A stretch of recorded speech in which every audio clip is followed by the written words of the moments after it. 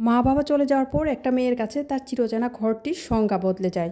সেখানে সেই মেয়েরা সত্যিই ব্লেসড, যাদের ভাই ভাবি মা বাবার শূন্যস্থানটা মায়া দিয়ে পূর্ণ করে রাখেন।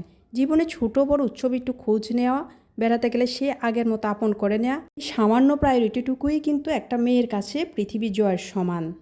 ভাই যখন মমতা দিয়ে আগলে রাখেন আর ভাবি সেই ছায়াটুকুই মমতা দিয়ে ধরে রাখেন, তখনই সে বাড়িটি আজও বাপের বাড়ির প্রাণস্পন্দন পায়। সেখানে বোন কোনো গেস্ট নয়, বরং পরিবারের একটা অংশ। কিন্তু মুদ্রার উল্টো পিঠটা বেশ রূঢ়।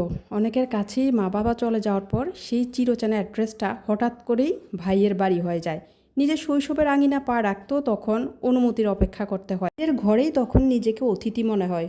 অন্যের মর্জির উপর নির্ভর করে যখন সেই পরিচিত বারান্দায় দাঁড়াতে হয়, সেই আইডেন্টিটিটা আর সেই একাকিত্বতা আসলে কোনো শব্দ দিয়ে বোঝানো সম্ভব নয়। এমন লাগে যখন চিন্তা করি, যে বাড়িতে একসময় অবাধ অধিকার ছিল আমার, সেখানে ফর্মাল বিহেভিয়ার পাওয়া মানে নিজের শিকড় থেকেই নিজেকে বিচ্ছিন্ন মনে করা। সত্যি, একটি বাড়ির আভিজাত্য কোনো দামি ফার্নিচার নয়, সেখানে মানুষের উদার মন মানসিকতাই হচ্ছে আসল জিনিস। যে ভাই এবং ভাবি বাপের বাড়ির দরজাটা বোনের জন্য সব সময় খোলা রাখেন, তারাই মূলত পারিবারিকভাবে সফল। তাদের উপরে আল্লাহর রহমত আসে।